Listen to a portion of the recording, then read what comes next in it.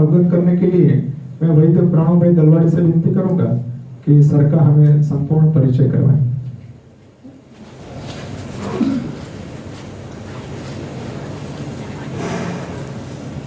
जय धन्वंतरी। आयुर्वेद व्यासपीठ की ओर से काफी वेबिनार होते रहते हैं जिसमें आप लोग कहीं ना कहीं जुड़े हैं। इसी श्रृंखला में आज ये आयु परिसंवाद का आयोजन किया गया है। हमारे साथ आज वैद्य मल्हार भाई जोशी जो कि महाराष्ट्र से आए हैं, अपना 33 सालों का चिकित्सा अनुभव हमारे साथ वो बांटने वाले हैं। वो पंच महाभूत चिकित्सा के विशेषज्ञ है। गुरुवर्य वैद्य एवी दातार शास्त्री जी के पास से उन्होंने शिक्षा ग्रहण की है। गुरुकुल चिकित्सा पद्धति से उन्होंने आयुर्वेद का गहन ज्ञान प्राप्त किया है और साथ में आयुर्वेद व्यासपीठ सांगली महाराष्ट्र के वो प्रेसिडेंट रह चुके हैं। आयुर्वेद व्यासपीठ पश्चिम महाराष्ट्र के विभागाध्यक्ष एवं राष्ट्रीय कार्यकारिणी के सहकार्यवाह के वाइस प्रेसिडेंट के तौर पर वो अपना कार्य कर रहे हैं और अपनी अनुभव हमें दे रहे हैं। वो राष्ट्रीय आयुर्वेद के गुरु भी है। अभी लास्ट 2 ईयर से राष्ट्रीय आयुर्वेद विद्यापीठ के गुरु के तौर पर भी अपना जो नॉलेज है वो बच्चों में बांट रहे हैं। साथ में वो खुद ही औषध निर्माण कार्य भी बहुत अच्छी तरीके से करते हैं। खुद की औषध बनाते हैं और दर्दियों को देते हैं, जिससे रिजल्ट बहुत ही अच्छा आता है। रस औषधि और कुपीपक्व रसायन औषधियों में भी उनकी मास्टरी है। पंच महाभूत चिकित्सा एक बहुत ही अलग सब्जेक्ट है जो आज हम उनसे जानने वाले हैं। आयुर्वेद व्यासपीठ गुजरात प्रांत एवं सौराष्ट्र प्रांत की ओर से हम तहे दिल से उनका स्वागत करते हैं और ज्यादा समय न लेते हुए उनके वक्तव्य की ओर चलेंगे।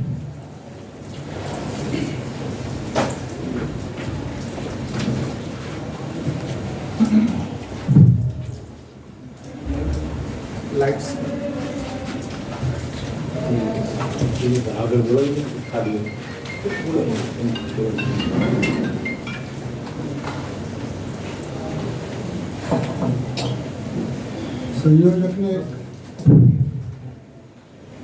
संयोजक ने एक बात बताना भूल गई है, वो मैं बताता हूँ। मैं मेरा फोन भी साइलेंट कर रहा हूँ, आप सभी लोग साइलेंट कर दीजिए।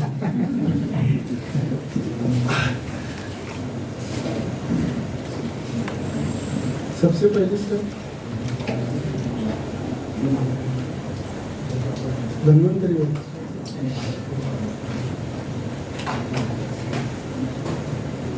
हम सब आयुर्वेद प्रेमी, आयुर्वेद चिकित्सक, आयुर्वेद शिक्षा लेने वाले कोई स्टूडेंट्स भी पीछे दिख रहे हैं। हमारा आदिदेव भगवान धन्वंतरी को हम सादर प्रणाम करते हैं। हमारा आज का विषय शुरू करते हैं।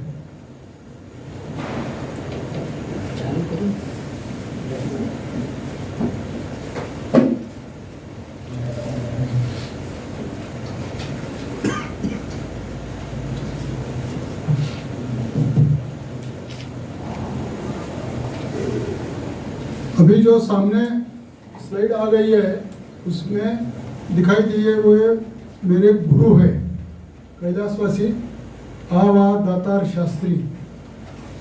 मेरे सौभाग्य से इनके घर पर 2.5 साल 3 साल तक रहकर ये पांचभौतिक चिकित्सा मुझे सीखने का अवसर मिला है। नेक्स्ट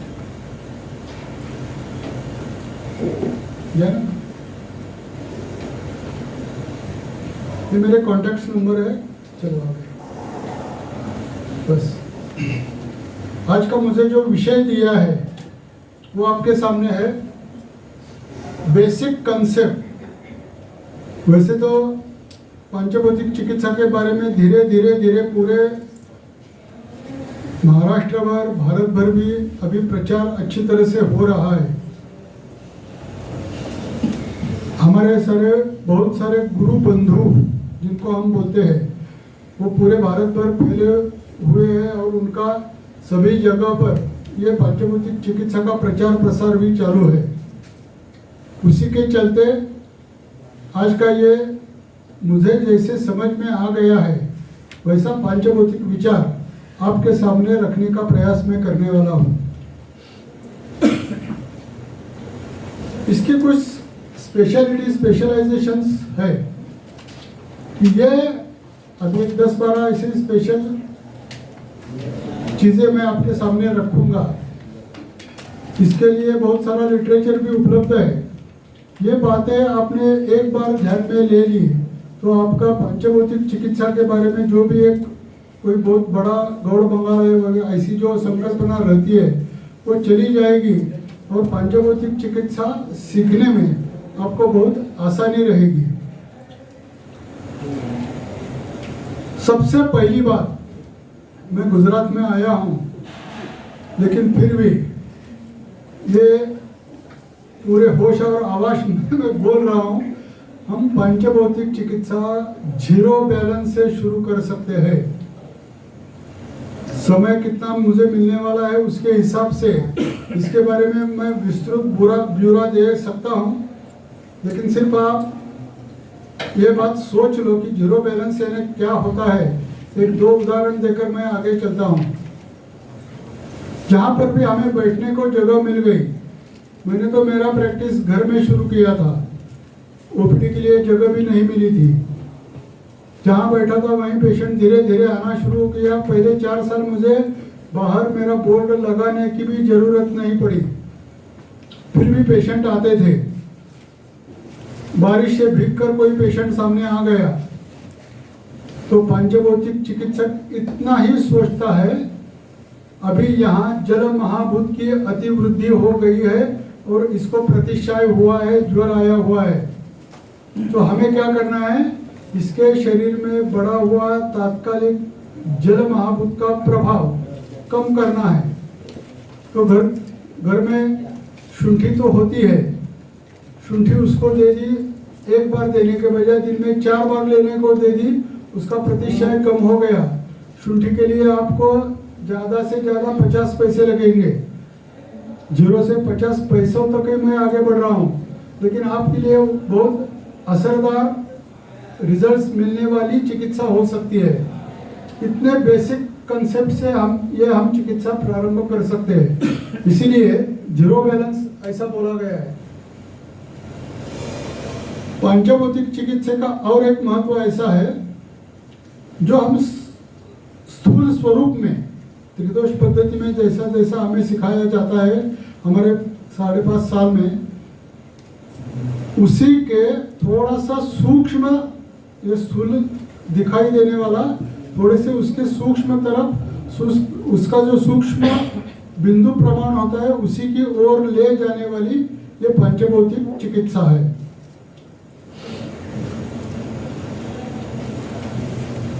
जैसे कि हम रुग्ण हमारे पास आता है त्रिदोष पद्धति में, जैसी प्रक्रिया करते हैं वैसी ही प्रक्रिया इसमें होती है, कोई अलग बात है ही नहीं।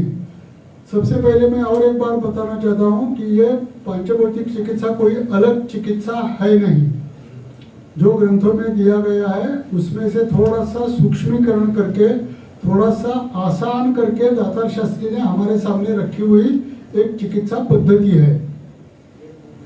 यहाँ पर भी हम रुग्ण परीक्षण, निदान पंचक सभी करते हैं। संप्राप्ति निश्चित हो जाने के बाद संप्राप्ति भेद करके व्याधि मोक्ष कर देते हैं।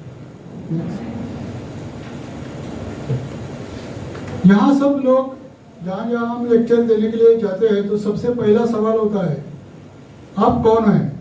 ग्रंथ निर्माता है क्या?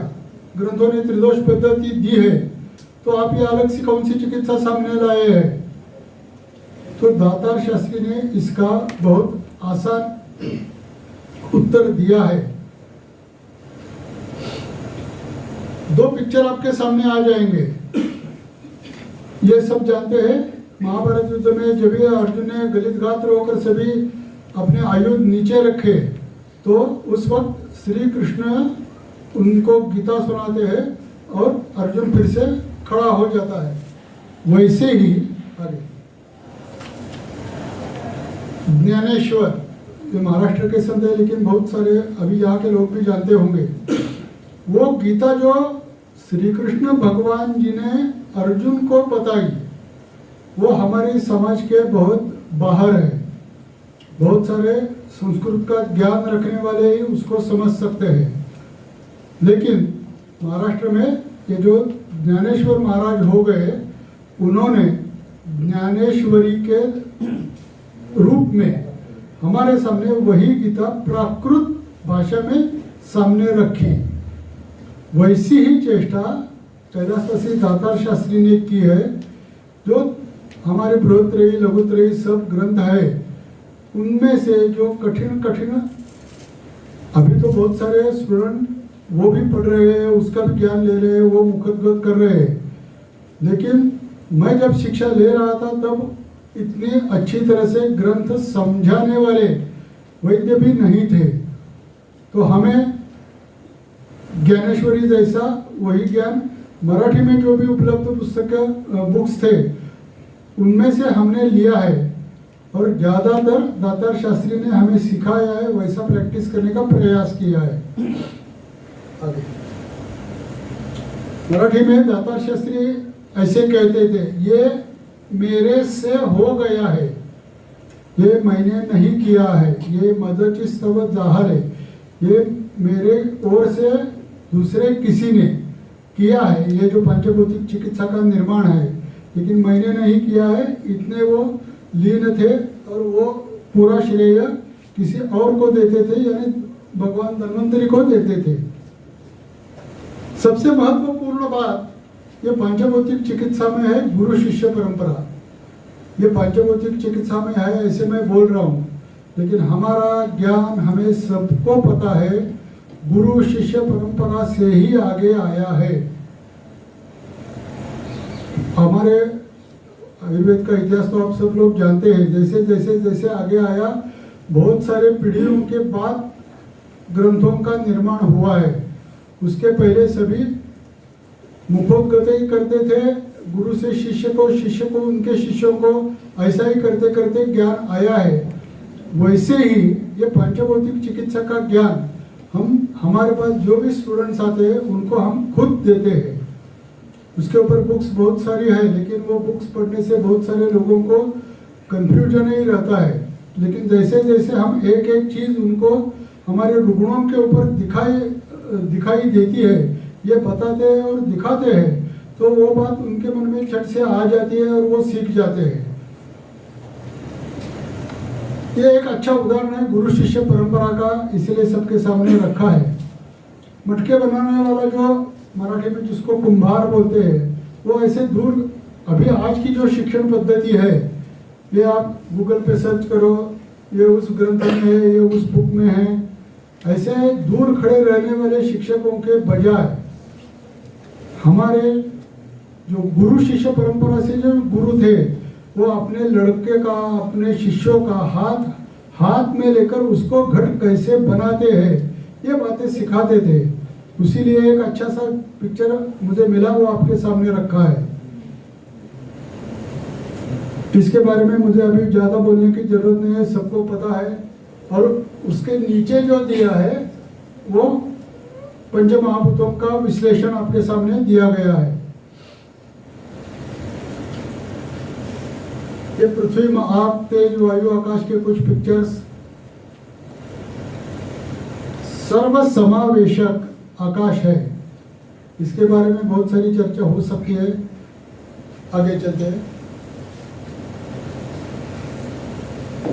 अभी बहुत सारे जो पहला एक सवाल करते थे, ग्रंथोक्त निर्दोष होते हुए आपने पंचभौतिक चिकित्सा क्यों की, वैसे ही दूसरा एक सवाल किया जाता है, पहले से ही आयुर्वेद बहुत देर से रिजल्ट देता है, तो आपका ये जो पंचभौतिक पद्धति है वो और भी देर करेगी, ऐसा सवाल किया जाता है। लेकिन दातार शास्त्री ने सबसे पहले ही लिख दिया है, कृत्वा कार्यम क्रियाम प्राप्ता। अभी हमारे सामने जो भी पेशेंट आया है उसको जो भी आवश्यकता है उसका दर्द कम करने के लिए, सर में दर्द है, पेट में दर्द है, जो भी दर्द है वो कम करने के लिए जो भी आवश्यक क्रिया है सबसे पहले वो कर दो। पेशेंट को थोड़ा सा रिलैक्स कर दो और बाद में उसका उदर परीक्षण है, नाद परीक्षा है, वो सब करने के बाद आप डायग्नोसिस कीजिए। उसके बाद आपको जो चिकित्सा देनी है दे दीजिए।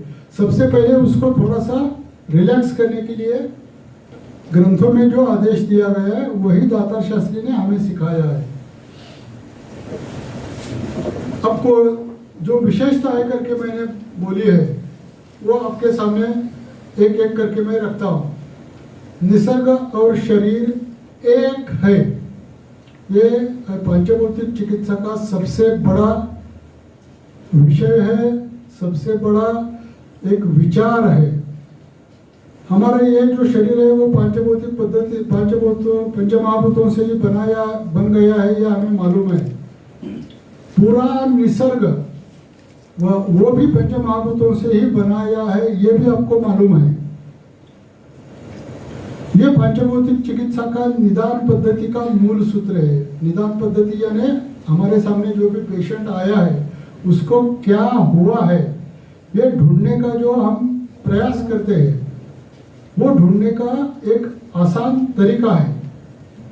जैसे कीचड़ जम गया है पृथ्वी महाभूत पर, हमें पृथ्वी पर कीचड़ जमा हुआ हम देख सकते हैं। वैसे ही शरीर में जहाँ पृथ्वी महाभूताधिक्य रहता है वो कीचड़ तैयार होने के लिए जल महाभूत का साहचर्य लगता है। जहाँ सूर्य के किरण इजीली नहीं जाते और जल महाभूत ज्यादा बढ़ जाता है वहाँ कीचड़ जल्दी जम जाता है। शरीर में बनने वाला क्लेद, यही सब प्रक्रिया हो गई तो ही क्लेद बन जाता है। तो वो जो कीचड़ है वो सुखाने के लिए हम क्या कर सकते हैं, एक उसको उष्णता दे सकते हैं, वहां जमा हो गया पानी खींच सकते हैं। वैसी ही चिकित्सा हम पाचक द्रव्य देकर शरीर में बना हुआ क्लेद कम कर देते हैं। इसमें मैं कोई नई बात नहीं बता रहा हूँ, लेकिन सिर्फ विचार बता रहा हूँ कि क्लेद कम करने के लिए उष्ण द्रव्यों की योजना देनी है। अब स्थान परत्वे अलग अलग हो सकता है। प्रमेह में मूत्र का क्लेद कम करना है, संधि अमवात में संधि स्थानी जो इकट्ठा हुआ है क्लेद वो कम करना है, वो बात अलग है। लेकिन काम क्या हमें करना है ये जल्दी से मन में आ सकता है। दूसरी बात है मूले उठा रहा। बहुत बड़ा पेड़ है, आज हम ऐसा करते हैं कि वो एक जगह से उठाकर दूसरी जगह उसको पुनर्स्थापन कर देते हैं, लेकिन जहाँ वो नहीं चाहिए वहाँ से वो हटाना है तो हमें सिर्फ डालियाँ तोड़कर चलेगा क्या, उसके मूल तक जाना पड़ेगा, मूल पर आघात करना पड़ेगा, तभी जाकर वो वृक्ष हो क्षुप हो जो भी है वो वहाँ से हम हटा पाएंगे। वैसे ही व्याधि के बारे में जो सामने दिख रही जो लक्षण श्रृंखला रहती है वो हमें कम नहीं करनी है। वो श्रृंखला किस कारण से शुरू हो गई है वहाँ तक हम जाकर चिकित्सा करें तो वो रुग्ण व्याधि मुक्त हो सकता है। वरना जैसे हम पत्थर वृक्ष के बाकी पत्ते डहानियाँ ये सब तोड़ देंगे, वैसे ही चलता रहेगा, लक्षण कम करते रहेंगे, मूल वैसा ही रहेगा, फिर व्याधि उत्पन्न होगा, अपुनर्भव चिकित्सा नहीं होगी। अपुनर्भव चिकित्सा के लिए हमें मूले कुठारा तक जाना ही पड़ेगा। पंचभौतिक चिकित्सा का एक अलग सा लेकिन बहुत असरदार ये एक विषय है। ग्रंथों में भी इसकी चर्चा हो गई है, लेकिन इसके ऊपर यदि हमने ध्यान अच्छी तरह से दिया तो हमें बहुत सारा निदानार्थक लाभ हो सकता है। पहले मैंने निसर्ग और शरीर एक है ऐसे एक बात आपके सामने रखी है। हमारे लिए माँ के शरीर में जब भी गर्भ संभव होता है, हमारे लिए माँ के शरीर में जब भी गर्भ संभव होता है उस वक्त निसर्ग में क्या चल रहा है इसका प्रभाव हमारे पूरे प्रकृति पर पूरे जन्म भर रहने वाला है। जैसे अप्रैल में ये 2 महीने में हमारे लिए गर्भ संभव हो गया, तो निसर्ग में बहुत सारी रूक्ष उष्णता, ये भी मैंने शब्द जानबूझकर यूज किया है। हम यज्ञ करते हैं तो यज्ञ में समिधा के तौर पर हम घी डालते हैं और वो घी से उठे हुए ज्वाला की ओर हम देख सकते हैं। हमारी आंखों के लिए कुछ तकलीफ नहीं रहती, लेकिन धूप में खड़े रहकर हम सूर्य की ओर देखने लगे तो 1 सेकंड 2 सेकंड जो त्राटक करते होंगे उनकी बात छोड़ दीजिए, लेकिन हमारे लिए वो असहनीय रहता है। ये जो रूक्ष उष्णता होती है उसका प्रभाव पूरे शरीर पर हमारे आजन्म दिखाई देता है। उल्टी बात कर लो, बारिश के दिन चालू है, हमें मालूम रहता है बारिश के दिनों में निसर्ग का जल अम्लधर्मी रहता है, तो हमारी प्रकृति अम्लधर्मी स्वभाव से निर्मित होगी, क्योंकि उस वक्त जो भी पानी हमें मिलता है वो अम्ल स्वरूप भी होगा। तो हमारे प्रकृति का जो निर्माण होगा तो अम्ल द्रव्य से मिला हुआ मातु आहार विहार के कारण हमारा भी पोषण होगा और हमारी प्रकृति अम्ल धर्म स्वरूप रहेगी। जाड़ों के दिनों में यदि हमारे लिए गर्भ स्थापना हो गई तो हमारी प्रकृति उत्तमतः स्थिर रहती है। इसीलिए जो प्लान करके बच्चों के लिए हम प्लान करना है और प्रजोत्पादन करना है ऐसे बोलते हैं, तो उनके लिए हम दिसंबर जनवरी ये 2 महीने में चांस लेने को बोल देते हैं। तो ज़्यादातर निसर्ग में भी जाड़ों के दिन रहते हैं, पूरा निसर्ग आह्लाददायक रहता है, बारिश खत्म होती है, उसके बाद आह्लाददायक वातावरण रहता है। वो जो जन्म प्रकृति हमारे लिए बन जाएगी वो बहुत बढ़िया रहेगी। पूरे जैसे हम जीपी करने वाले लोग बोलते हैं हमारा अब सीजन खत्म होने वाला है, लेकिन हमारे लिए वो अच्छा सीजन रहता है जन्म के लिए, गर्भधारणे के लिए। ऐसा विषय इसमें आ सकता है और उसका प्रभाव हम पूरे जन्म भर देख सकते हैं। जैसा कि मैंने अभी उल्लेख किया, वो अप्रैल मई महीने में यदि हमारा गर्भ संभव हुआ तो हम रूक्ष यानी क्षार धर्मी प्रकृति के बन जाएंगे।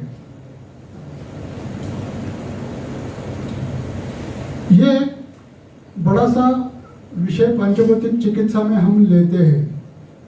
इसके 2 तरीके हैं। नाड़ी वैद्य हमने बहुत सारे सुने हैं। पेशेंट सामने आकर बैठता है, पेशेंट ने कुछ भी बात नहीं करनी है, हम सिर्फ नाड़ी देख के उसका पूरा हिसाब लगा देंगे और उसी के हिसाब से नाड़ी देखकर उसी के हिसाब से पेशेंट से कुछ भी बातें न करते हुए पूरा निदान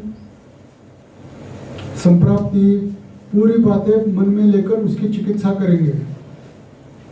ऐसी एक बात नाड़ी परीक्षक जो तज्ञ है वो करते हैं, लेकिन हमारे जैसे वैद्य क्या करते हैं, पेशेंट सामने आता है तो उसका पूरा इतिहास लेते हैं। पहले वर्तमान व्याधिवृत्त जो भी होता है उस पहले पूछ लेते हैं, उसके बाद अभी जन्म प्रकृति का मैंने जो उदाहरण दिया उसके लिए उसकी बर्थ डेट कौन सी है, वहां से हमें प्रारंभ करना पड़ेगा। बर्थ डेट जो भी बताइए उससे पहले 9 महीने जाकर उसकी जन्म प्रकृति हमें निर्धारित करनी पड़ेगी, या आगे 3 महीने जाकर। उसके बाद हम जब गर्भावस्था में होते हैं उस वक्त माता को कुछ व्याधि हो गई थी क्या, ये बात हम पूछ सकते हैं। बाल काल, हमारा जो बाल काल होता है, मध्यम काल होता है, पौगंडावस्था होती है, तरुण्यावस्था होती है, उसी के हिसाब से जो जो विशेष कुछ घटना घटित हो गई हो तो उनके बारे में भी पूछते हैं। दातार शास्त्री ने सब पहले जो उनके 5 बुक्स पहले लिखकर हो गई, तो उसके बाद एक गोवर कांडिन्या ऐसा एक बुक लिखा है जो मीजल्स, ज़्यादा से ज़्यादा ये मीजल्स के ऊपर है। बहुत सारे व्याधियों का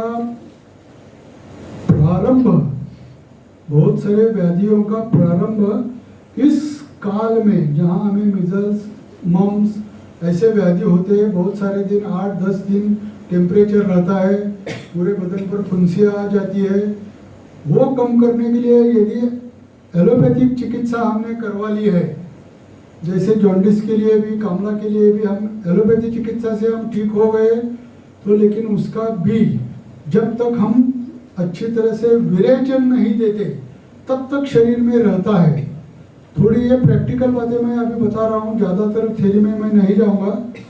उसी के चलते ये जो बचपन में हमें जो भी व्याधि हो गए हैं वो आयुर्वेद के हिसाब से हमने ठीक नहीं कर लिए, तो उसका जो भी बीज शरीर में रहता है उसके लिए हमें 10 साल 20 साल बाद भी चिकित्सा करके रुग्णों को, अभी सामने रुग्ण आता है श्वास के लिए, हम चिकित्सा देते हैं गोक्षुरादि गुगुल।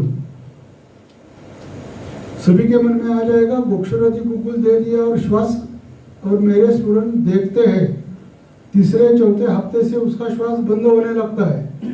कोई भी सितो, ज्येष्ठमा, त्रिभुवन कीर्ति, श्वास कुठार, पुष्कर मूल, ये जो श्वास के लिए प्रयुक्त होने वाली दवाइयाँ रहती है, ऐसा कौन सा भी दवा न देते हुए श्वास ठीक होने लगता है, उसका कारण अलग रहता है। उसके ऊपर मैंने गोक्षुरादि दे दिया, उसका वर्णन सामने आगे आ जाएगा। ऐसी बात ये जो मूल कुठारा मैंने बताई कि उसका, उस व्याधि का कारण शरीर में कहाँ से आया है और कहाँ से शुरू हुआ है, उसके ऊपर हमें चिकित्सा करनी पड़ती है। ऐसे बहुत सारे मैजिक्स भी इसमें दिखाई देते हैं, लेकिन वो मैजिक्स नहीं है, शास्त्राधार उसके लिए अलग अलग आते हैं, वो भी आगे बताऊंगा। सत्य व्याधि वृत्तांत ये तो हम सब लोग जानते हैं। अभी तुझे क्या हुआ है, जो नए बच्चे हैं उनके लिए एक बात बताता हूँ, भले हमारे 4-5 मिनट चले जाए, लेकिन पूरे बालों से लेकर पाद तल तक पेशेंट ना ना ना ना बोलता रहता है, मुझे कुछ नहीं है, मुझे कुछ नहीं है। दारुण डैंड्रफ है क्या, ऐसे पूछ लो, हाँ हाँ है। पित्त होता है क्या, ना ना, तो ठीक है। गले में जलन होती है क्या, हाँ होती है। ऐसे बहुत सारे सवाल हमें पूछने हैं और पूरा ब्यौरा हमारे सामने उसका तैयार रहना चाहिए। होता क्या है, हम मूले कुठारा के हिसाब से देखने वाले लोग होते हैं, तो उसी के हिसाब से हम चिकित्सा प्रारंभ करते हैं। 2 हफ्ते होते हैं, 3 हफ्ते होते हैं, कुछ भी रिजल्ट नहीं मिल रहा, ऐसा रुग्णों को लगने लगता है। लेकिन हमें विश्वास रहता है कि मैं जो चिकित्सा दे रहा हूँ वो मूले कुठारा दे रहा हूँ, इसका व्याधि इसी दवा से ठीक होगा। तो उस वक्त उसको हम पूछ सकते हैं, अब तुम्हारा डेंड्रफ, हाँ नहीं डेंड्रफ तो 1 हफ्ते से ही चला गया है, जलन होती थी गले में वो भी कम हो गई है। ऐसे बहुत सारे जो सवाल हमने पहले पूछे होते हैं उनका जवाब उसको, लेकिन उसका उदर शुल्क कम नहीं होता है। वो हमारे सामने उदर शुल्क के लिए आया है, तो लेकिन तीसरा हफ्ता, चौथा हफ्ता जैसा जैसा आगे जाएगा उसका उदर शुल्क पूरा ठीक हो जाता है, क्योंकि दारुणक ये कृमिंग का लक्षण है।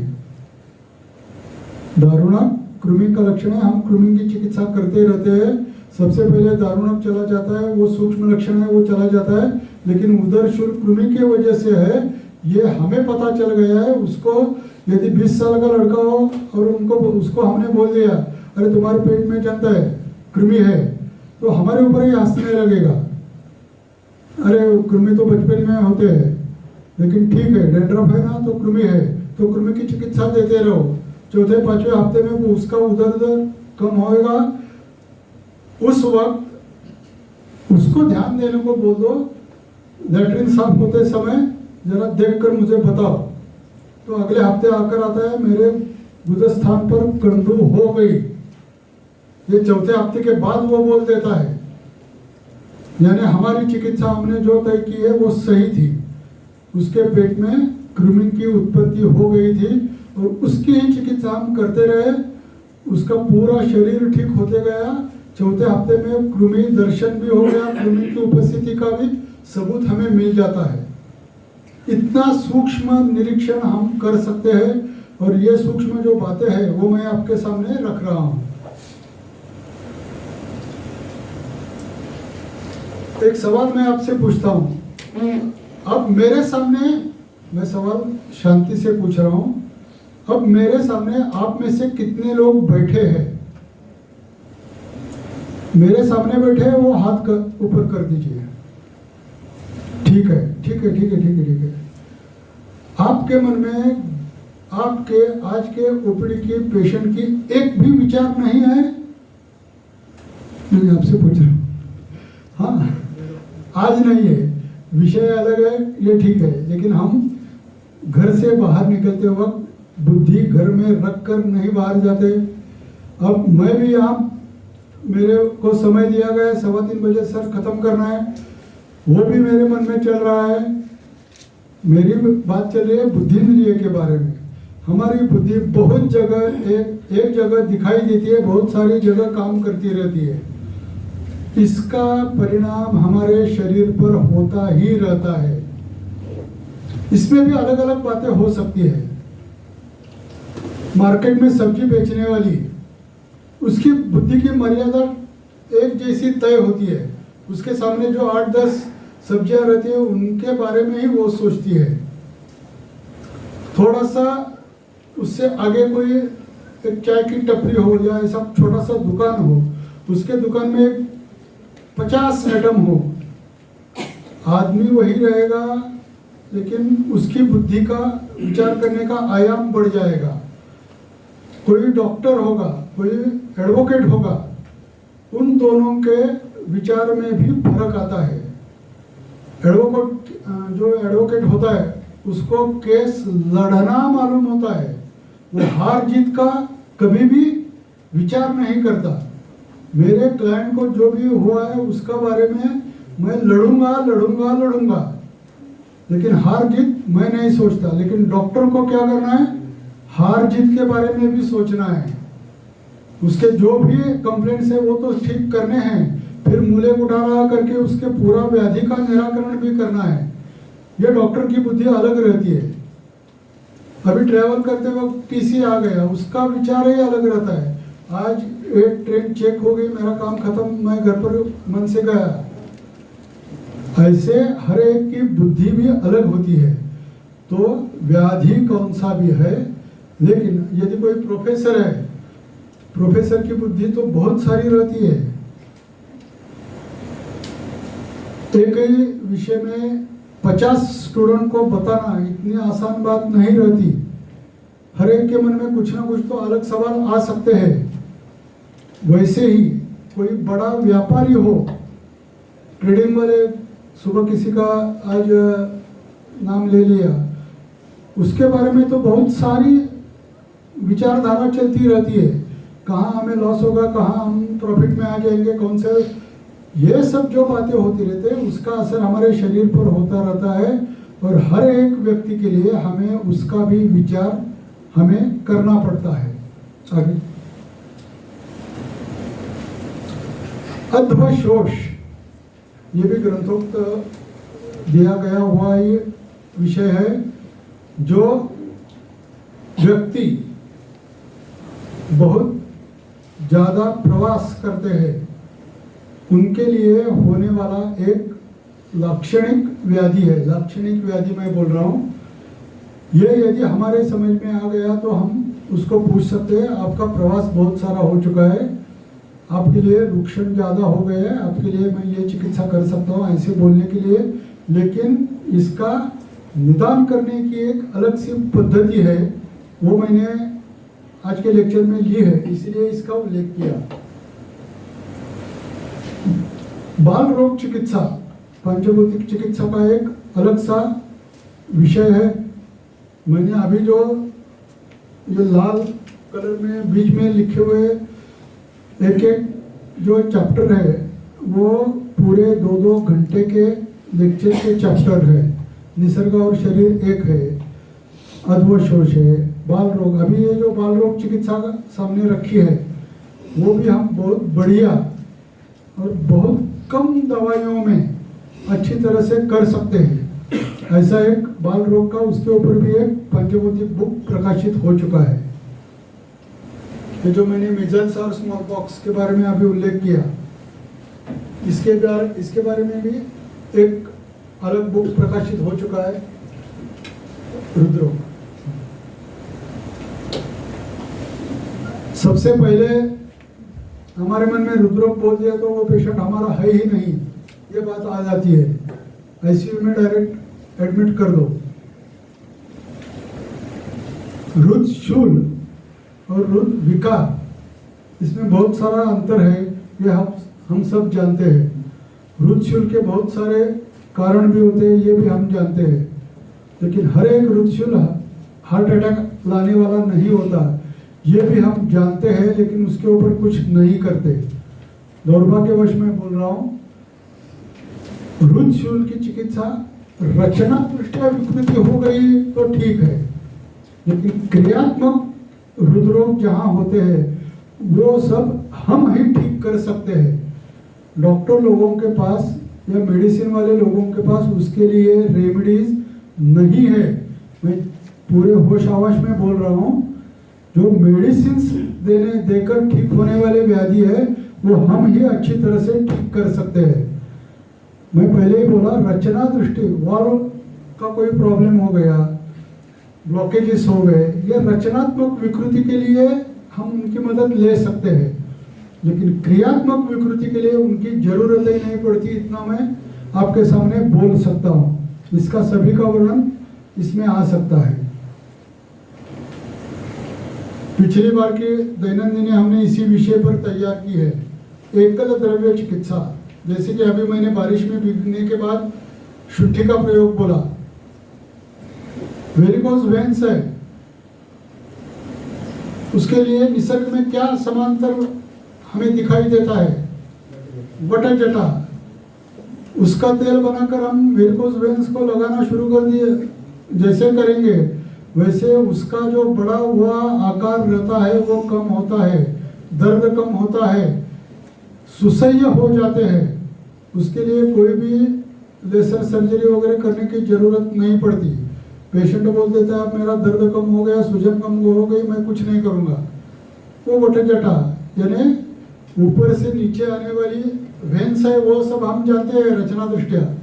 वो ऊपर जाते वक्त जो भी वॉल्व्स होते हैं उसमें जो भी उसकी विकृति क्या होती है सब हम जानते हैं, उसके बारे में मैं अभी नहीं जाऊंगा। निसर्ग में वैसा क्या मिलता है तो बटा जटा मिलती है, उसी से बना हुआ कल्प तेल जो भी आपको हो सके वो आप यूज कर सकते हो। अब थोड़ा सा आगे चलते हैं, जो बेसिक पॉइंट्स थे उसका वर्णन मैंने कर दिया। पांचभौतिक चिकित्सा में हम शरीर का एक अलग तरीके से विभाजन करके आपके सामने रख सकते हैं। पंचमहाभूत दिखाने हैं तो शरीर का पांचभौतिक वर्गीकरण बोलो या विभाजन बोलो, हम इस तरीके से करते हैं। वो भी निसर्ग के हिसाब से ही है। निसर्ग में पृथ्वी हमें आधार देती है, पृथ्वी हमें आधार देती है, उसी के चलते कटी के अधो का भाग हमें हमारे पूरे बदन को आधार देता है। तो पृथ्वी महाभूत का ज्यादा संचय हम कटी के अधो भाग में यानी पार्थिव भाग उसको बोलते हैं। बीच में मूत्रवह, मलवह, ये जो संस्थान रहते हैं उनको आप महाभूत के साथ जोड़ देते हैं। अग्नि, हमारा जाठर अग्नि जहाँ पर है, मुझे या हमें भी सबको सप्त धात्वाग्नि, हर एक पेशी का अग्नि वगैरह सब बातें मालूम है। एक विचार करते वक्त ये चीजें सामने दातार शास्त्री ने रखी है, वो यदि हमने विचार के लिए हाँ कर दी उनको तो हमारे बहुत सारे प्रॉब्लम सॉल्व हो सकते हैं। इतना ही इसका आधार हमें लेना है। ये श्वसन संस्था, हृदय संस्था, इसको वायु के हिसाब से देखा गया है। और जैसे भी मैंने अभी बोला, पूरे शरीर को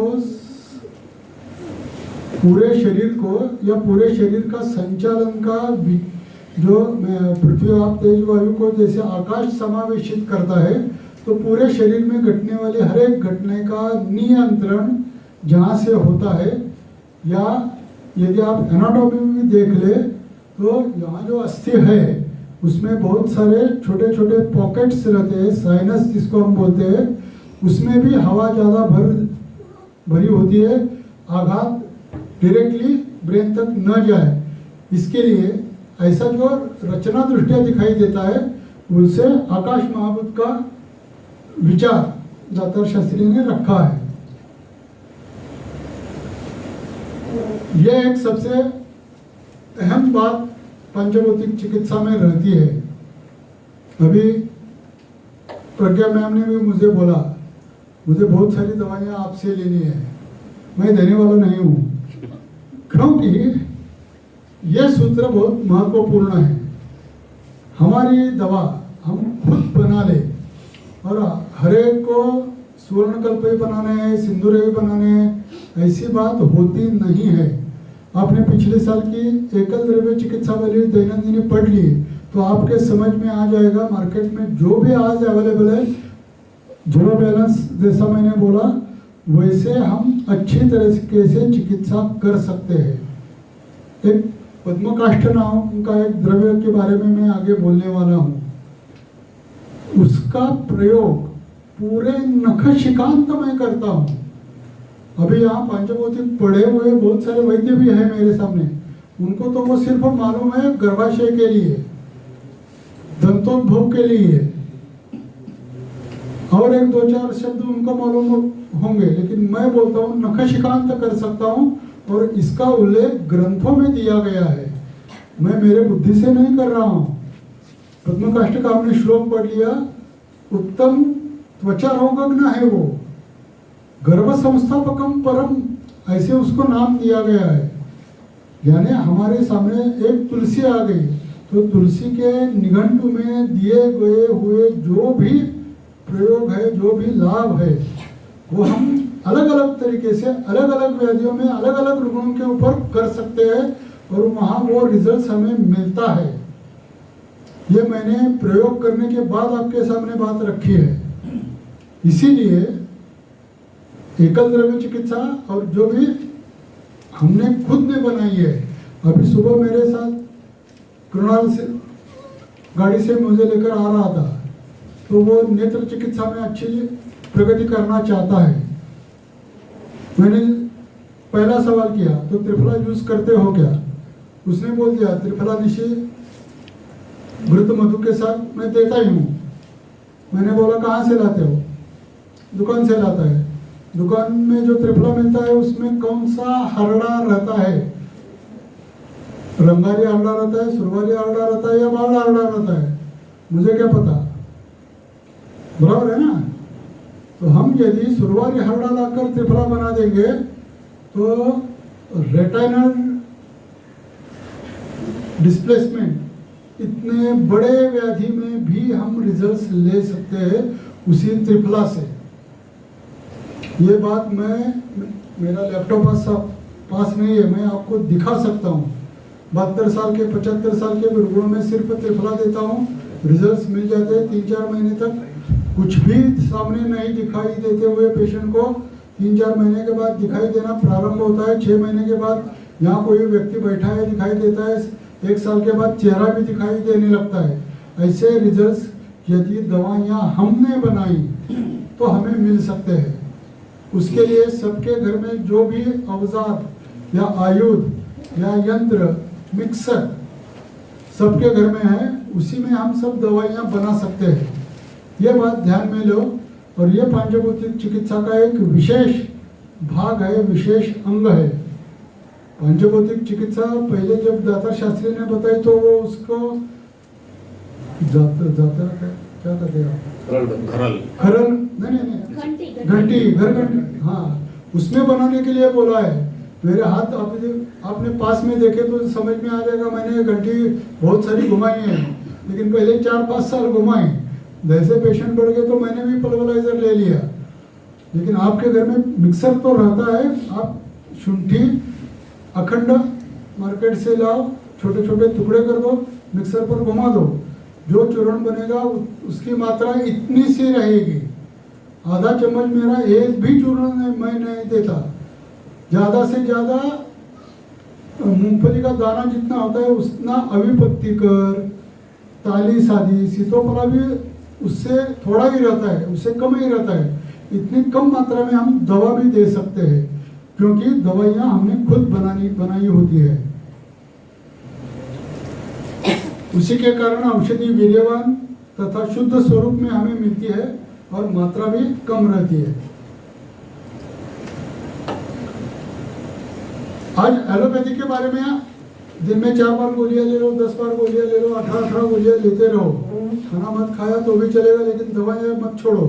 ये बात हमें मन में बिठाई देती है। पेशेंट भी उसके लिए इतने पैनिक रहते हैं तो सर वो थायराइड की मैं आपकी दवा खाली पेट नहीं लूंगा, थायराइड की गोली खाली पेट लूंगा, यही बोलते हैं। इतना बम्बार्डिंग हो चुका है पूरे समाज पर। लेकिन यदि आयुर्वेद के ग्रंथों के हिसाब से हमने औषधि सेवन काल रुग्णों को बताया या बताना प्रारंभ किया, तो जो दवाइयाँ दिन में 4-5 बार देकर भी रिजल्ट्स नहीं मिलते, लेकिन हमने व्यान काल में व्यान व्याधि की चिकित्सा करने के लिए व्यान काल में दवा दे दी। उदान काल में सबको पता है, व्यानो प्रातराश दोपहर का खाने के बाद दे दिया तो व्यान, रात खाने के बाद उदान, रसायन काल, अपान काल, समान काल, द्रवमल के लिए समान काल में आप दवा दे दीजिए। एक पुड़ी में 24 दस्त होकर आया हुआ पेशेंट 25वां दस्त नहीं करता। जो मैंने देखा है वही आपके सामने रख रहा हूँ। 24 दस्त हो गए हैं, लेकिन 25वां दस्त हमारी पूरी खाने के बाद नहीं होता। करना क्या है, समान काल में दवा देनी है। अब तू घर जा, थोड़ा सा चावल खा, बीच में ये मेरी पूरी खा, थोड़े बाकी चावल बाद में खा, 25वां जुलाब नहीं होगा। समान काल हमने योजना ऐसी की है कि आगे एक भी जुलाब नहीं होगा, एक भी दस्त नहीं होगा। ये करके तो देखो, रिजल्ट्स ऐसे ही मिलते हैं। ये औषधि सेवन काल ग्रंथों में दिए गए हैं, वाग्भट में दिए गए हैं, उसी के हिसाब से आप देख लो। प्रातराशस्य तु उत्तरे समाने मध्य इष्यते व्याने अंत्य प्रातरश्चात, ये सब ग्रंथों में दिया है।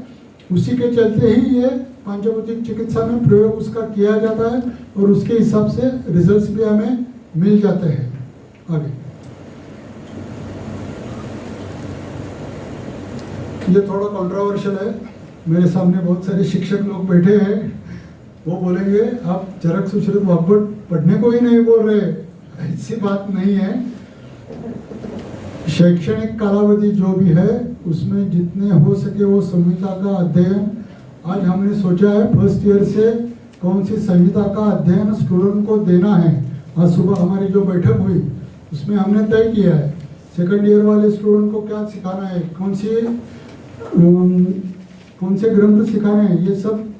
लेकिन अष्टांग हृदय, शारंगधर संहिता और ये भाव प्रकाश निघंटु, ये ऐसे 3 ग्रंथ है जो हमारे जैसे तैल बुद्धि वाले जो वैद्य होते हैं, बैल बुद्धि वाले बैल बुद्धि वाले जो होते हैं, तैल बुद्धि वाले नहीं, बैल बुद्धि वाले हमारे जैसे होते हैं, उनको ये 3 ग्रंथों का अध्ययन अच्छी तरह से आ गया तो बहुत सारा काम हमारा हो सकता है। हमारे गुरुजन अच्छे हैं, वो जो हमें संहिता का अभ्यास जो भी सिखाएंगे वो तो हमें करना ही है, लेकिन ज़्यादातर निघंटु यानी एकल द्रव्य चिकित्सा के लिए निघंटु की जरूरत है। अष्टांग हृदय में यानी वो भी ज़्यादातर सूत्रस्थान, कौन से व्यक्ति के लिए हमें उस व्यक्ति के बारे में क्या क्या सोचना है, ये सब बातें अष्टांग हृदय 11, 12, 13 अध्याय में बहुत अच्छी तरह से दिए। वो मुखोद्गत ही रहने चाहिए। एक बार दोष धातु महामूलम सदा देह से तम चला, ये एक बार शुरू किया तो पूरे 3 अध्याय कहने के बाद ही वो रुकना चाहिए। इतना मुखोद्गत कर दीजिए, आपके प्रैक्टिस के लिए वो बहुत बढ़िया रहेगा।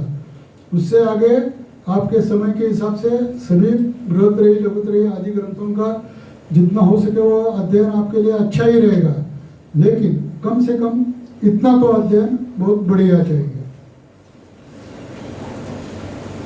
जैसे नाड़ी परीक्षा के बारे में मैंने बोला, वैसे पंचभौतिक चिकित्सा का ये सबसे महत्वपूर्ण बात है। पेशेंट गूंगा है, बहरा है, कुछ भी बोल नहीं सकता, कुछ भी सुन नहीं सकता, वो हमारे सामने आकर बैठ गया है, उसने कुछ लिख कर लाया है, उसके साथ कोई उसका अटेंडेंट भी नहीं है, जो लिखा है वो हमें पढ़ना है और उसको क्या हुआ है वो हमें ढूंढना है। नाड़ी वैद्य होगा तो झट से वो ढूंढ सकेगा। नाड़ी वैद्य सिखाने वाले भी कितने लोग बाकी है, ये भी अब सवाल है कि जो ऐसी परीक्षा करके मुझे पता है कि लड़की को भी पता नहीं है कि उसके पेट में गर्भधारणा हो गई है। ये 14-15 दिन का समय रहता है। लड़की को कब पता चलता है? आगे आने वाली एमसी नहीं हो गई तो उसको पता चलता है कि उसे गर्भधारणा हो गई है। लेकिन हमें पता है ओव्यूलेशन 12, 13, 14, 15 इन दिनों में होता है। उसी काल में संयोग हो गया तो गर्भस्थापना हो जाती है, और वो गर्भस्थापना उसको पता चलती है अगले 15 दिन के बाद। लेकिन ये जो 15 दिन है, उस 15 दिन में गर्भ का लिंग बताने वाले वैद्य मैंने देखे हैं कि लड़की को बताना तुझे गर्भस्थापना हो गई है और वो मेल है या फीमेल है। इतना हमारा शास्त्र प्रगत है, प्रगत था, आगे उससे भी आगे प्रगत होने वाला है। जहाँ 3.5 महीने के बाद सोनोग्राफी वालों को समझ में आ जाता है ये मेल है या फीमेल है। हमारा शास्त्र लड़की को पता नहीं है उसको गर्भस्थापना हो गई है, लेकिन उस वक्त बता सकता है कि तुम्हारे पेट में बच्चा या बच्ची पल रही है। उसी के चलते पंचभौतिक चिकित्सा में यह उदर परीक्षण किया जाता है, और इसीलिए गुरु के पास रहकर ये सीखना चाहिए, ऐसा मैंने प्रारंभ में बोला है। उदर परीक्षण कैसे किया जाता है, ये जो प्राकृत या आपके समझ में आ जाए, उसके लिए मैं आगे की स्लाइड दिखाता हूं। हम ये 3 यकृत, प्लीहा, मूत्रपिंड और स्त्री रुग्ण में गर्भाशय, इन 4 अवयवों का नहीं, ये 4 अवयव जो अवयव दिखाए गए उनका नहीं, लेकिन इसकी जो विस्तृत संख्या है वो मैं आपके सामने रखता हूं और उनका परीक्षण हम करते हैं। रचना दृष्टिया ये सब आपको मालूम है, लिवर कहाँ रहती है, स्किन कहाँ रहती है, उससे भी किडनीज कहाँ रहती है, ये सब आपको पता है। गर्भाशय कहाँ रहता है वो भी नीचे है। 3.5 महीने का उदर में बच्चा होने से पहले गर्भाशय पाल्पेबल भी नहीं है, ये भी आपको सबको पता है। चलो आगे। लेकिन हम जो परीक्षण करते हैं इन स्थानों पर करते हैं, और liver is not equal to यकृत, ये बात पहले आप समझ लीजिए। या यकृत यानी लिवर नहीं है। यकृत मुख से गुद तक हम यकृत की संज्ञा लेते हैं। यकृत विकृति है, ऐसे मैंने आगे बोल दिया, तो लिवर विकृति आप मन में मत लेना। उसकी पूरी मुख से गुद तक पूरा जिया ट्रैक विकृत है, ऐसे हम सोचते हैं। प्लीहा स्थान पर यहाँ लिवर कम से कम 6-7 अंगुली बढ़ गई तभी पाल्पेट होगी। वैसे ही प्लीहा के बारे में है, प्लीहोदर का रुग्ण आ गया तो ही प्लीहा हाथ को पाल्पेट हो सकती है, लेकिन रक्त में उत्पन्न उष्ण जो गुण रहते हैं, पित्त और रक्त का साहचर्य, और जो मैं अम्ल धर्म क्षार धर्म मैंने बोला, उसमें जो रूक्ष वाली या धूप से मिलने वाली जो उष्णता शरीर में आती है, वो प्लीहा स्थान पर संचित होती है। यकृत प्लीहा नव शोणित जो उसके भी आधार है, वो प्रैक्टिस के हिसाब से दातार शास्त्री के ध्यान में आ गया कि यहाँ संचित होने वाली उष्णता एक क्षार धर्मी है, यानी रूक्ष स्वभाव की है। उसका पाल्पिटेशन कहाँ होता है, वो जगह यहाँ दिखाई गई है। आगे दातार शास्त्री बोलते थे मूत्रपिंड को सूजन है। हम सब लोग जानते हैं आगे से मूत्रपिंड यानी किडनी पाल्पेबल है ही नहीं, पीछे से भी पाल्पेबल है ही नहीं, पूरी रिब्स के अंदर बैठी है, वो हाथ को लगती ही नहीं है। लेकिन नाभि अधो दोनों पार्श्व बाजू में, यानी ये सब अपान वायु का कार्यस्थल है। उसको दातार शास्त्री ने उनके हिसाब से उनके मूत्रपिंड ये संज्ञा दी है, और दक्षिण मूत्रपिंड और वाम मूत्रपिंड यानी अपान वायु के कार्य क्षेत्र में रहने वाले दोषों का निदान संप्राप्ति हम यहाँ से खोज सकते हैं और उसके हिसाब से चिकित्सा कर सकते हैं। अब ये बोलो गर्भाशय यहाँ हमें कहीं मिल सकता है क्या?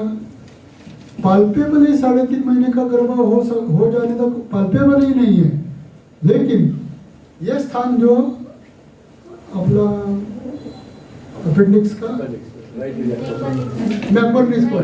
मैकबर्निस पॉइंट के यहाँ यदि स्त्री रुग्ण को 50 साल की स्त्री रुग्ण है, गर्भोत्पादन का विषय ही नहीं है, लेकिन वो बोल नहीं रही, सुन नहीं रही, वो सिर्फ हमारे सामने आकर बैठी है, हमें यदि यहाँ पीड़ना सत्व दिखाई दिया तो हम गर्भाशय यानी प्रजोत्पादन करने वाली संस्था की यानी स्त्री शुक्र की विकृति, यहाँ तक हम सफल जा सकते हैं। अब कोई भी मुझे बताओ 1 साल का बच्चा है, उसमें हम शुक्र की परीक्षा कैसे करेंगे? कोई बता सकता है? कोई भी बताओ। 1 साल का बच्चा है, सामने रखा है, किसी ने सुना है क्या कैसे करते हैं? नहीं सुना। तो मैं आगे की बात बोलता हूं तो आप सब लोगों को पता है वो आप लोग क्या करते हैं। सबसे पहले आप क्या करते हैं? 1 साल का लड़का आपके सामने लाकर रखा, तो सबसे पहले आप कहाँ हाथ लगाते हैं उस बच्चे को? सर ने बोल दिया। और कोई बोल सकता है क्या? शायद आपने भी हाथ लगाया, वो हाथ जानबूझकर लगाया, ऐसा क्या? वैसे ही लगाया। हम सबसे पहले जो भी छोटा बच्चा होता है वो यदि उसका शुक्र धातु अत्यंत उत्तम है तो शुक्र धातु का सबसे पहला गुणधर्म है दूसरे व्यक्ति को अपने ऊपर आकृष्ट करना। सोच लो, मैं जो बोल रहा हूँ वो आप सोच लो, ग्रंथ में भी पढ़ लो। और बच्चा या यदि शुक्र क्षय वाला बच्चा आपके सामने रखा तो कोई उसके हाथ लगाने के लिए पास जाएगा भी नहीं। ठीक है, बच्चा अच्छा है, लड़का अच्छा है, लड़की अच्छी है, यही बात करेगा। लेकिन उत्तम शुक्र वाला, उत्तम ओज धातु वाला यदि बच्चा आपके सामने रखा तो कितना भी वो क्या बोलते हैं उसको, निरीक्ष हो, कैसा भी हो, लेकिन वो जाकर पहले एक बार तो हाथ लगाएगा ही, क्योंकि वो शुक्र उसको अपनी ओर खींचता है। वैसे ये 50 साल की औरत हो तो उसकी गर्भाशय की, उसके शुक्र की विकृति है, ये हमें ये स्थान पर दिखाई देती है। आप धीरे धीरे प्रयास करो। आपके पेशेंट के बारे में आपको पंचभौतिक चिकित्सा करनी ही नहीं है, लेकिन मैं जो ये पॉइंट्स आपके सामने रख रहा हूँ तो आप जानबूझकर ये देख लीजिए और उसमें आपको गर्भाशय विकृति ध्यान में आ जाएगी। गर्भाशय यानी स्त्री शुक्र, मैं बोल रहा हूँ, स्त्री शुक्र यानी आर्तव, ये बात भी नहीं है। हमारे ग्रंथों ने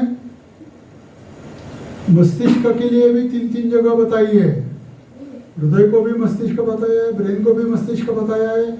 ऐसी जो भी बातें हैं हमारे ग्रंथों ने दी गई, इसका पूरा सार विचार करके, ये विचार हम यदि करने लगे तो हमारी बहुत सारी उलझने खत्म हो सकती है।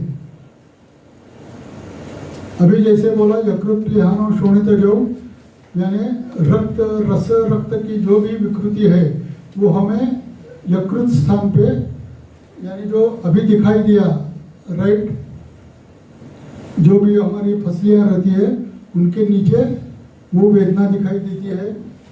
लिहाज स्थान पर यानी रूक्ष उष्णता यदि बढ़ गई, ज्वर की उष्णता शरीर में बढ़ी है, ऐसी बातें होती है तो लिहाज स्थान पर विकृति दिखाई देती है।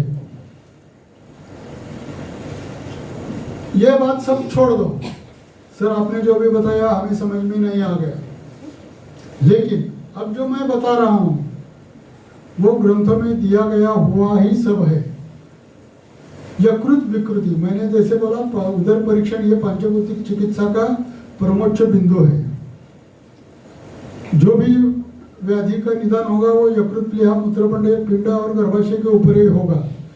तो यकृत विकृति के दातार शास्त्री ने हमें ऐसे लक्षण बताए हैं। आपको कुछ समझ में नहीं आया इसमें, लेकिन इसका कुछ ना कुछ तो उल्लेख आ गया कि नहीं भाई मलावरोध है। तो सबसे पहले आपके मन में विचार आना चाहिए, यकृत की विकृति है, मुख से गुदा तक आप जैसी परीक्षा करना चाहते हैं, उसके रस धातु के बारे में उसको पूछो, अग्नि के बारे में उसको पूछो, मल प्रवृत्ति के बारे में पूछो। अरे मल प्रवृत्ति के बारे में हमारे वैद्य ऐसे थे कि हर एक को आज वो ओपीडी में आया तो उसको एक प्लास्टिक की बैग देते थे, कल सुबह की टट्टी इसमें पकड़ कर लाना, वो सामने रखना, एक शब्द भी नहीं बोलना, उसी के हिसाब से वो पूरा उसका ज्ञान लेकर उसको दवा देते थे। जैसे नाड़ी परीक्षा के बारे में वैसे मल परीक्षा करके चिकित्सा करने वाले भी वैद्य थे। वैसे यकृत विकृति के लिए ये सारे बहुत सारे लक्षण भी आपके सामने रख रहा हूँ। मूत्रपिंड के लिए अलग रख रहा हूँ, प्लीहा के लिए अलग रख रहा हूँ। ये लक्षण यदि आपने ध्यान में ले लिए तो भी आपको विकृति कहाँ है ये आपके समझ में आ जाएगा। यकृत, प्लीहा, मूत्रपिंड ये तो समझ में आ गया ना। यकृत यानी जीआई ट्रैक है, पूरी पाचन संस्था है। रक्तांतर्गत दोष संचिति यदि ज्यादा हो गई तो वो यकृत और प्लीहा स्थान पर संचित रहेगी। और अपान यानी बहिष्क्रमण जो भी क्रिया होती है उसके लिए दातार शास्त्री ने मूत्रपिंड संस्था या मूत्रपिंड संबोध दिया है। और स्त्री के शरीर के बारे में यदि विकृति ढूंढनी है तो गर्भाशय पीड़नासत्व देखना है। ये यकृत विकृति के लक्षण हैं। चलो आगे। क्षुधामांद्य है, दक्षिण पार्श्व शूल, यकृत स्थान की वहाँ जड़त्व आना। हाँ, अब यहाँ से शुरू होता है प्रतिशाय, कास, ज्वर, शिरशूल। ये जो पहले बीच में 4 लक्षण दिए हैं। रोगा सर्वेपि मंदेग्नो, ज्वर मंदेग्नो, ये सब हम जानते हैं।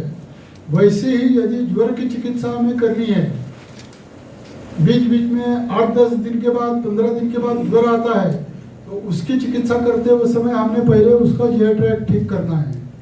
आप वही करते हैं, आम पाचन ही करते हैं, लेकिन आम पाचक द्रव्य उसको हजम होता है क्या, ये भी देखना हमारी जिम्मेवारी होती है। इसके लिए लंघन करते हैं, वही सब करते हैं, लेकिन विचार थोड़ा सा अलग करने से मूले उस व्याधि के मूल तक हम जा सकते हैं। शिरशूल, हाँ, अभी तक के यकृत के लक्षण थे। चलो आगे। प्लीहा विकृति, यह रचनात्मक दृष्टि जो भी है वो दिया है। अंगमर्द, अभी मैं कल 16 घंटे का सफर करके आया हूँ, आज 16 घंटे सफर करके वापस घर जाऊंगा। यदि मुझे अंगमर्द हो गया तो वो मैं प्लीहा का लक्षण गृहीत धर लूंगा। ये बात होती है।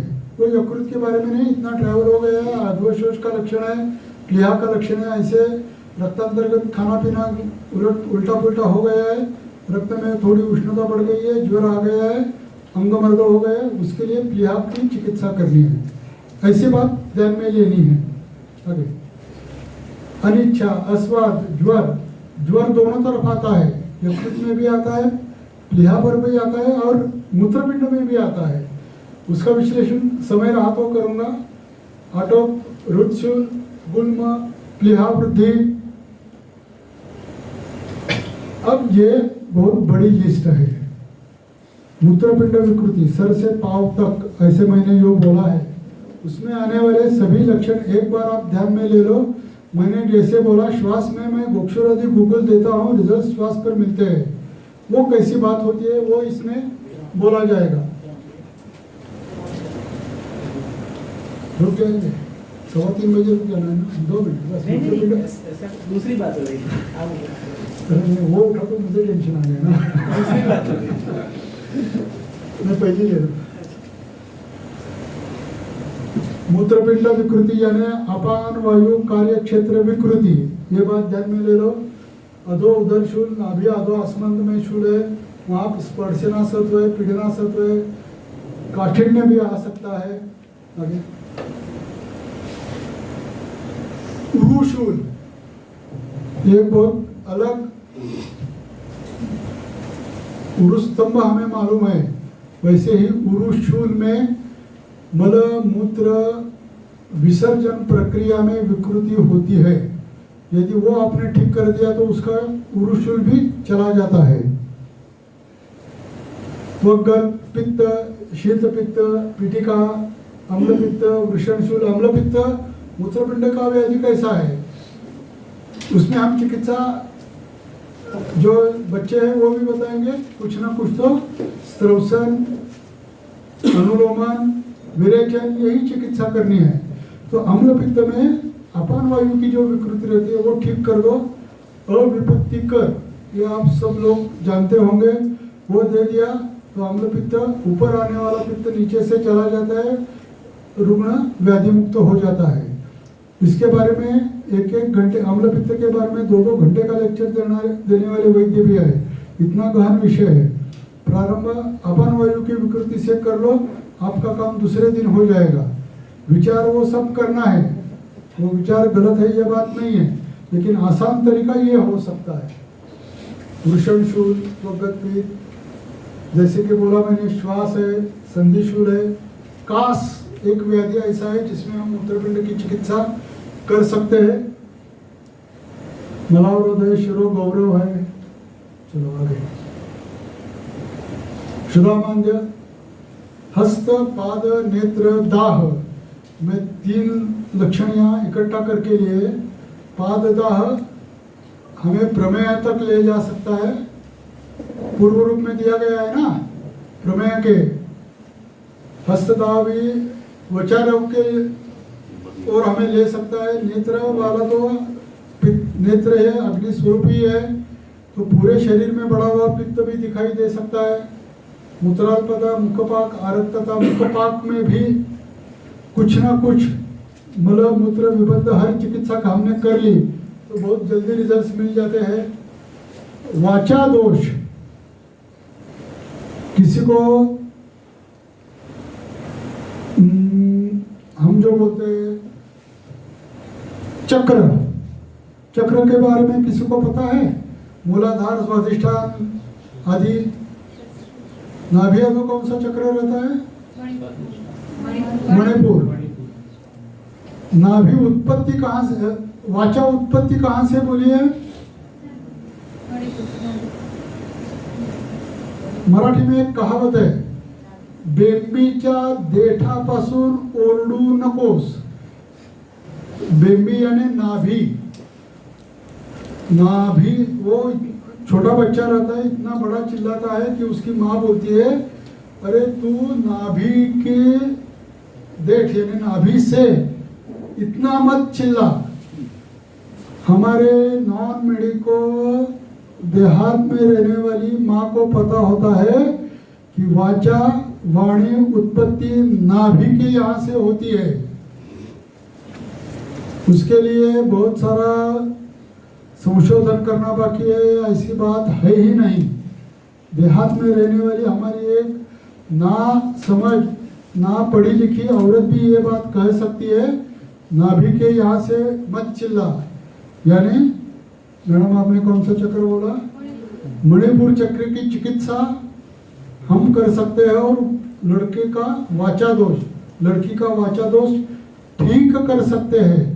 हाँ, अक्कल खा रहा है वो लगाने को दे दो, बाकी जो अन्य कुछ व्याधि हो उसकी चिकित्सा करो, लेकिन हमें जो भी चिकित्सा करनी है वो नाभि अधो प्रदेश में यानी अपान वायु की चिकित्सा करनी है। ये बात समझ लो। ये मूल्य उठा रहा, ऐसे हर एक व्याधि के बारे में आपने सोचा तो बहुत आसान चिकित्सा हो जाती है। आगे ये 22-23 लक्षण है जो अपान कक्ष के बारे में है। पक्षाघात तक चिकित्सा हम अपान वायु की चिकित्सा करके कर सकते हैं। आगे तिमिर दर्शन, आंखों के सामने कालेपन आ जाना, जैसे हस्तपाद तल दाह वैसे हस्तपाद तल शीतत्व भी कौन से व्याधि में आता है लड़के लोग? हस्तपाद तल शीतत्व मैं नहीं बताऊंगा, चलो।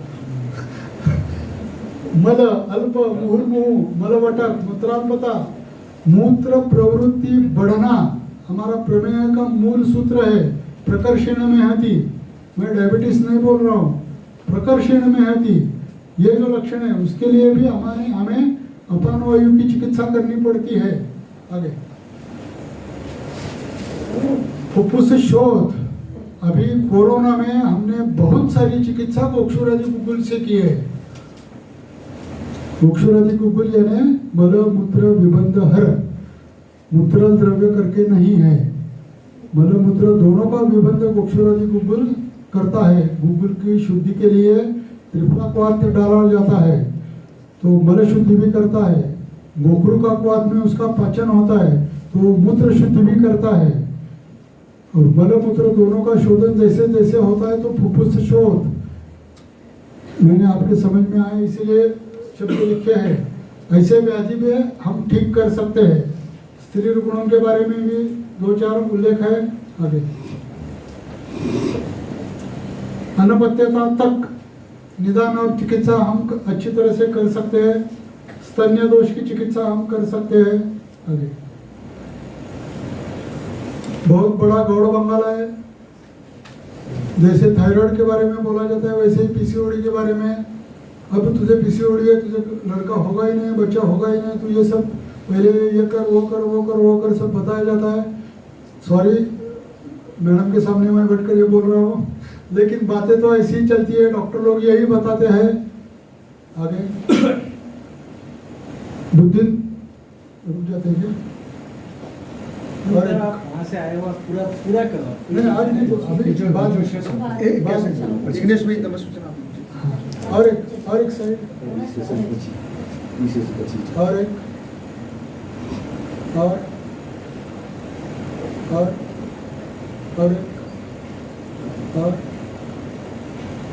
फिर बहुत सारी बाकी है। ठीक है, ब्रेक के बाद लेते हैं।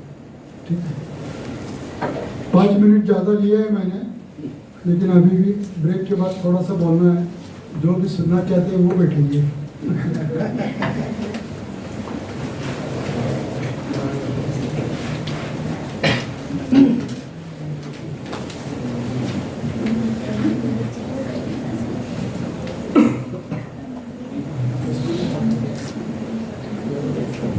बहुत बहुत धन्यवाद सर आपका। अभी जो हमारा आगे का कार्यक्रम है वो समारोह कार्यक्रम है। मैं कार्यकर्ताओं से अनुरोध